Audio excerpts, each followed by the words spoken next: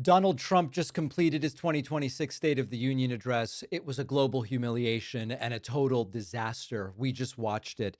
I'm going to show you some of the most critical moments, but what I can summarize for you is that this was not only a ridiculous speech and a dangerous speech, it was kind of a pointless speech. Much of the speech spent giving people awards and medals in the crowd, some deserving, some not so much, but a real waste of time at the end of the day. And Donald Trump sort of plodding through with increasingly less energy as it went, delivering the lines without really any attachment to them, told endless lies. But let's start with Donald Trump's arrival, where he looked rough even at the beginning. Trump looked so rough at the beginning as he arrived with his hair completely blown out of proportion, his makeup inappropriately applied, orange faced in some areas, missing makeup in others. Just from what he looked like when he arrived, you knew that this was not going to go well. And indeed, Donald Trump sticking with a lot of what he says every day, which is it doesn't matter how you feel things are, everything's great and I fixed it. And the last remaining things that are not so good are the fault of Joe Biden or definitely someone else. For example, Donald Trump insisting he inherited a stagnant economy with record inflation. When I last spoke in this chamber 12 months ago, I had just inherited a nation in crisis with a stagnant economy, inflation at record levels, a wide open border, horrendous recruitment for military and police, rampant crime at home, and wars and chaos all over the world. But tonight, after just 1 year, I can say with dignity and pride that we have achieved a transformation like no one has ever seen before. And of course, most of that isn't true. Inflation was like 2.8% when Trump came into office. The crime rate has been declining for decades in the United States. It's just a made up farce at the end of the day. Trump at one point agitated and kind of screaming into the microphone, saying, "We're winning so much." People are saying, "Please, it's too much winning." And for all of these reasons, I say tonight, members of Congress, the state of our union is strong.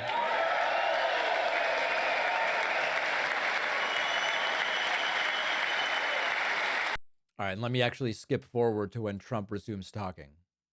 Mr. President, we're winning too much. We can't take it anymore. We're not used to winning in our country. Until you came along, we're just always losing, but now we're winning too much. Anyway, that's Trump's impression of people coming up to him crying, saying we're winning too much, and Trump screaming into the microphone to the point that it was blowing it out and clipping. Notably, Republicans kind of clapping like seals when Trump would just tell his lies. Here's just one example of that. In 12 months, I secured commitments for more than $18 trillion pouring in from all over the globe.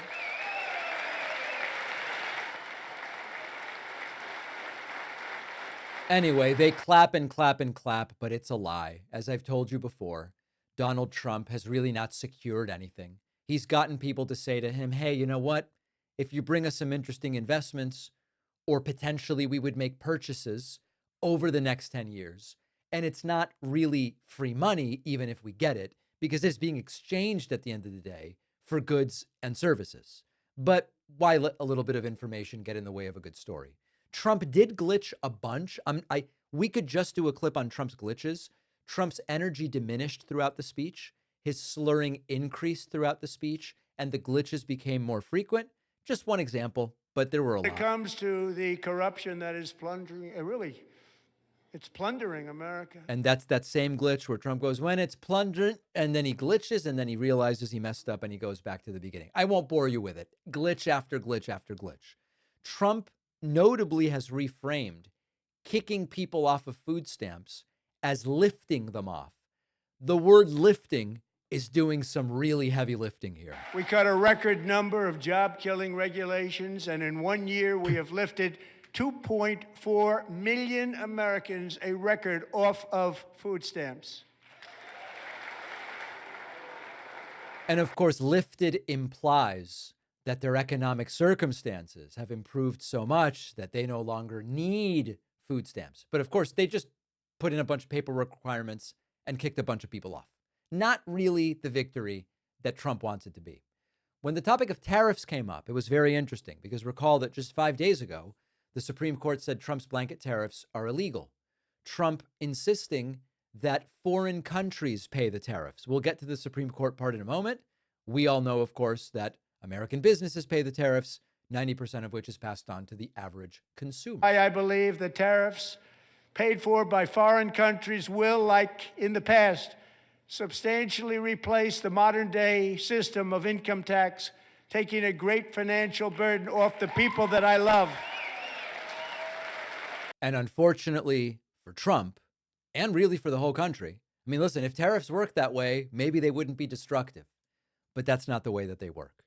The camera shifting to the Supreme Court justices as Donald Trump arguing that he already has permission to do tariffs based on prior Supreme Court decisions. This is Trump's totally bizarre, kind of novel legal interpretation.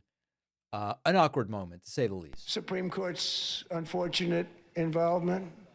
So despite the disappointing ruling, these powerful country saving, it's saving our country, the kind of money we're taking in, peace protecting. Many of the wars I settled was because of the threat of tariffs. I wouldn't have been able to settle them without. Will remain in place under fully approved and tested alternative legal statutes. Oh, yeah. And they have been tested for a long time. They're a little more complex, but they're actually probably better, leading to a solution that will be even stronger than before. Congressional action will not be necessary. It's already time tested and approved. That's Trump's legal theory about tariffs. The Supreme Court justices did not seem impressed. I did have on my bingo card Trump mentioning the Dow hitting 50,000 at one point. And indeed, he mentioned it, and it sort of sounds like one person clapped about it. And now it's just taken off. One of the primary reasons for our country's stunning economic turnaround, the biggest in history, where the Dow Jones broke 50,000 4 years ahead of schedule, and the S&P hit 7,000, where it wasn't supposed to do it for many years, were tariffs. I used these tariffs, took in hundreds of billions of dollars to make great deals. The money comes from American companies, of course. I also had on my bingo card, Trump claims he won 2020. And indeed he did, by referencing that this should be his third term, because as he believes, he won 2020. So in my first year of the second term, should be my third term, but strange things happen. Right. At another moment, Trump said, if you agree with this statement, stand up and show support. You'll hear the statement in a moment. Tom Suozzi, Democratic congressman, was asleep at the start of this moment. The State of the Union is how it gives Americans the chance to see clearly what their representatives really believe. So tonight I'm inviting every legislator to join with my administration in reaffirming a fundamental principle. If you agree with this statement, then stand up and show your support.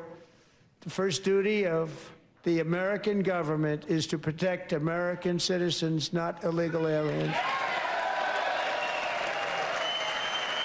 And they did a whole dog and pony show where for a whole bunch of time, some people were standing, some people were sitting. Of course, it's a completely false choice.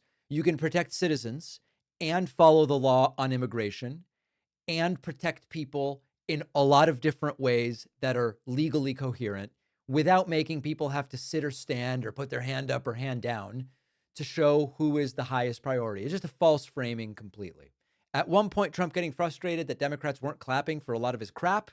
And he said, these people are crazy. Nobody stands up. These people are crazy. I'm telling you, they're crazy.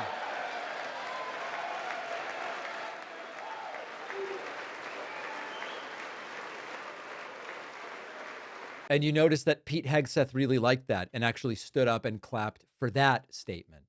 Big picture, this really was like just seeing a guy in cognitive decline, maybe with frontotemporal dementia, ranting, raving, but really losing energy very quickly. Trump did seem to be sundowning during this entire thing.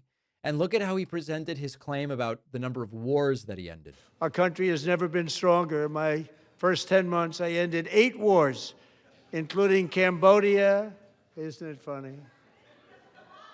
Sick people. Cambodia and Thailand, Pakistan and India would have been a nuclear war. 35 million people, said the Prime Minister of Pakistan. Yeah. So Trump repeating that widely debunked claim and then putting sort of a classic Trump point on it. There was a long period of time, about a half hour, where Trump was just giving out medals to people. You get a medal, and you get a medal, and you get a medal. At the end of all of it, after honoring a World War II veteran, which was maybe the most interesting moment of a generally very uninteresting speech, after honoring a World War II moment with the Congressional Medal of Honor, Trump has to make it about himself.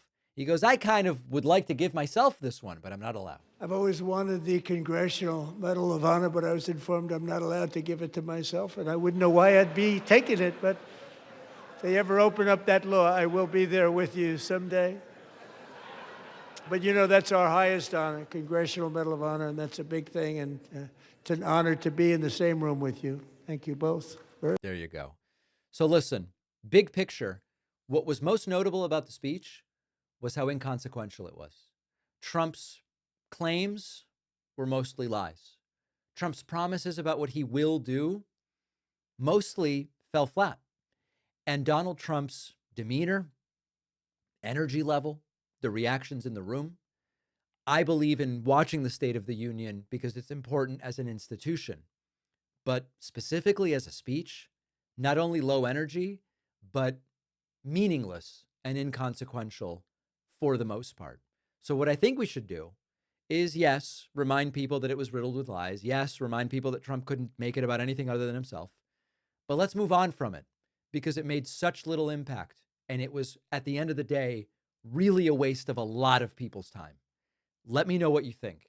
info@davidpakman.com. Hit the subscribe button. Let me know on Substack. I want to hear from you.